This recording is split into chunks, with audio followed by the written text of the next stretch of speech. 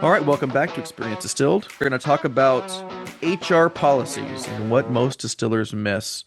Documentation. We can have good policies, but unless they're written down where everybody can clearly reference them, whether that's the employee or the employer. I've walked into distillers and I said, okay, tell me, give me your employee handbook.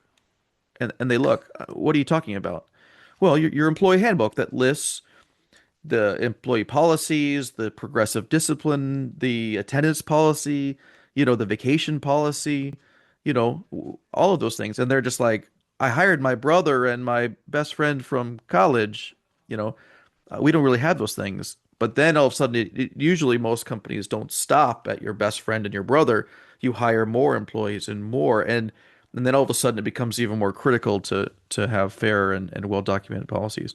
It's hard to enforce an attendance policy, but it's really important to have it documented, right? Because everyone gets frustrated. Hey, you didn't show up on time. You didn't show up today. What do you want to have as the ramifications? As long as it's written down and enforced fairly among everybody, you could have an attendance policy. A lot of these businesses, as they start off, a lot of these craft distillers, as they start off, are hiring friends and family.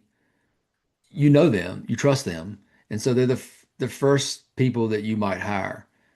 It's even more important, or certainly equally as important, to have a clear understanding of what somebody's duties are. What are their roles and responsibilities?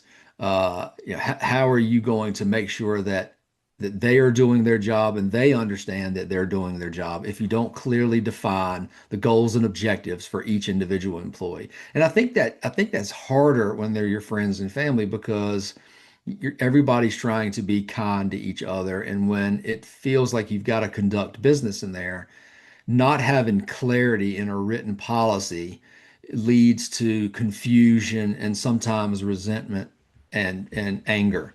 Just document everything.